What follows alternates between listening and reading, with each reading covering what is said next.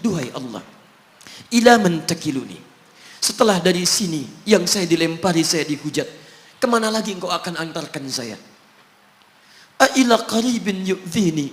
Apakah ke tempat yang dekat dari sini dan saya akan disakiti lagi? Am ila ba'idin yu'limuni. Atau tempatnya masih jauh yang harus saya tempuh, tapi di tempat itu saya akan dihinakan lagi. Ana radin. Saya ridha ya Allah. Malam taghdab alayya, sepanjang engkau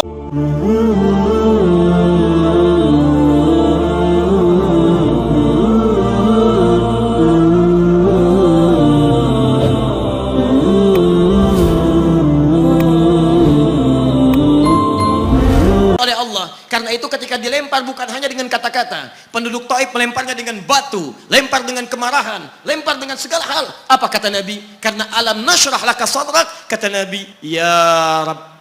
Ketika dua malaikat penjaga bukit mengatakan, angkat tanganmu Muhammad, mud yadaika ilas sama, angkat tanganmu ke langit dan mohonkan kepada Allah supaya kami angkat gunung Taif untuk menghimpit mereka yang tidak punya sopan santun itu. Murka malaikat. Bagaimana Rasulnya dilempar dengan batu, berdarah menetes, bentengnya Zaid bin Thabit luar biasa, tidak mampu menghalanginya. Apa yang terjadi? Nabi, alam nashrah laka sadrak. Kalimat mulia mengalir di lisannya. La, mohon jangan lakukan itu. Fa innahum qaumun la ya'lamun. Mereka hanya belum mengetahui saja. Saya bermohon kepada Allah, kelak di bumi Taif ini akan nampak laki-laki, perempuan, besar, kecil, tua, muda yang akan mengatakan beriman kepada Allah dan Rasulnya. Lalu lantas beliau berkata kepada Allah dengan kalimat yang mengalir syahdu, dengan darah yang masih mengucur, dengan kalimat yang berbelas kepada Allah, Ilahi, ila man takiluni, am ila ba'idin yu'limuni, a ila qaribin yu'dhini, fa ana radin ya Rab, ma lam taghdab alayya, la hawla wa la quwwata illa billah. Ilahi, duhai Allah, ila man takiluni. Setelah dari sini yang saya dilempari, saya dihujat, kemana lagi engkau akan antarkan saya? A ila qaribin yu'dhini. Apakah ke tempat yang dekat dari sini dan saya akan disakiti lagi? Am ila ba'idin yu'limuni. Atau tempatnya masih jauh yang harus saya tempuh, tapi di tempat itu saya akan dihinakan lagi. Ana radin. Saya ridha ya Allah. Malam taghdab alayya, sepanjang engkau yang tidak murka kepada saya. Alam nashrah laka sadrak. Manusia melempari, radin. Manusia menghujat, radin. Malam taghdab alayya, sepanjang engkau tidak murka kepada saya. Muhammad sallallahu alaihi wasallam. Musa berkata, wa yassir li amri, ringankan urusanku. Muhammad sallallahu alaihi wasallam dengan segala kemuliaannya turun ayat, wa nuyassiruka lil yusra. Wa nuyassiruka lil yusra. Karena itu Nabi Rasul dulu mukjizat tampak di depan mata. Ada yang menghidupkan orang mati dengan menyebut kalimat Allah biiznillah, biiznillah. Sampai maaf teman-teman sekalian, mukjizatnya ada, Rasulnya ada, di hadapannya Allah mau dicari dan dibunuh juga. Muhammad sallallahu alaihi wasallam, wa nuyassiruka lil yusra. Tidak banyak mukjizat seperti nabi-nabi dahulu, dengan turunnya satu mukjizat beriman kepada beliau sallallahu alaihi wasallam, bahkan nyaris orang-orang yang tidak pernah melihatnya. Lihat umat masa lalu. Kaumnya Musa, Musanya kelihatan. Mukjizatnya bagus. Tongkat dilempar jadi ular. Tongkat dipukulkan ke batu, keluar 12 mata air. Quran surah kedua ayat ke-60. Apa yang terjadi? Umatnya masih belum mau beriman juga. Nabi Isa alaihissalam masih kelihatan. Orangnya ada, nabinya ada, mukjizatnya ada, rasulnya ada. Libat luar biasa. Mukjizatnya luar biasa, istimewa. Tapi apa yang terjadi? Dicari-cari nabinya mau dibunuh. Belum beriman juga. Muhammad SAW spesial. Perhatikan. Kalau orangnya kelihatan Anda yakin, Anda beriman, itu wajar. Muhammad SAW, ada orang yang tidak pernah melihatnya, tidak pernah menatapnya, mimpi pun belum tentu berjumpa dengannya, tapi mau beriman kepada Muhammad SAW. Antum pernah melihat Nabi SAW? Berjumpa dengan Nabi SAW? Maka beruntunglah antum, karena orang-orang yang beriman kepada Nabi SAW tanpa pernah melihatnya, itulah orang disebut oleh Nabi SAW sangat dirindukan oleh beliau.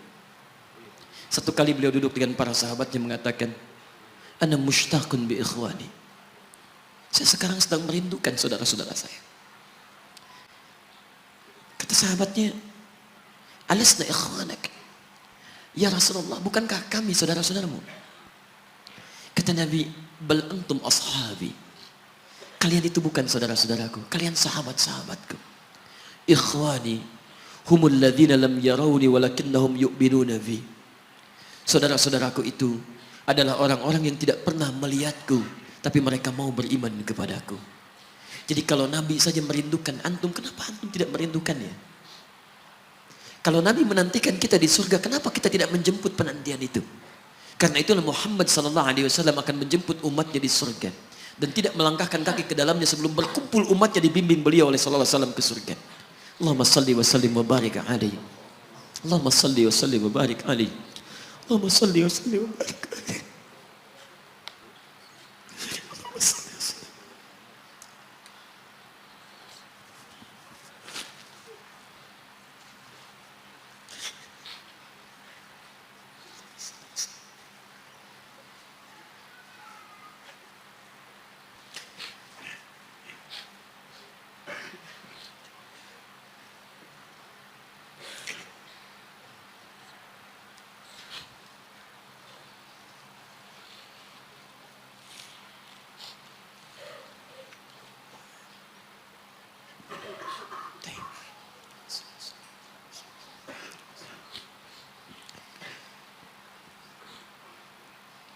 Maka diturunkanlah kemudian hudan yang terakhir. Diharapkan dengan hudan ini mengantarkan semua umat Muhammad SAW yang mau beriman dan mengikutinya ke surga. Karena Rasulnya spesial, umatnya spesial, maka diturunkan di waktu yang spesial dengan petunjuk yang spesial. Quran surah kedua ayat 185. Syahrul Ramadan alladzi unzila fihi al-Quran. Di bulan Ramadan turunnya bulan Ramadan, bulan spesial. Unzila fihi al-Quran, diturunkan Al-Quran. Apa fungsi Al-Quran itu? Ternyata bukan bacaan biasa, bukan koleksi yang Anda simpan di pinggir-pinggir masjid atau terletak di atas-atas dipan di rumah Anda. Maaf, hudan. Lihat ayatnya. Syahrul Ramadan alladzi unzila fihi al-Quran hudan. Hudan. Petunjuk kita. Sumber kebahagiaan kita. Sumber ketenangan kita. Sumber capaian terbaik alam kubur kita. Dan petunjuk yang akan mengantarkan kita ke surga. Dan hebatnya, kalau yang umat-umat dulu itu terbatas sifatnya. Tidak pernah disebutkan linnas. Suhuf. Suhuf Ibrahim wa Musa. Daud untuk kaumnya, Musa untuk kaumnya, Isa untuk kaumnya. Tapi Muhammad SAW hudannya linnas, untuk semua manusia. Jadi tawaran Quran, Allah menginginkan semua manusia yang kembali ke surga. Cuman kadang-kadang sayang, maaf teman-teman sekalian, saya tegaskan kepada Anda, ayat ini tegas memberikan isyarat bahwa hidayah Allah ingin diberikan pada semua manusia. Jadi kalau kita lihat keterangan Al-Quran, seharusnya tidak ada satupun manusia yang tidak dapat hidayah. Semua dapat. Cuman masalahnya, ada orang yang diberikan tapi dia tidak mau mengambilnya. Ini masalahnya. Hidayah itu bukan persoalan mendapatkan atau tidak. Persoalannya ketika Allah berikan, Anda mau ngambil atau tidak, itu masalahnya.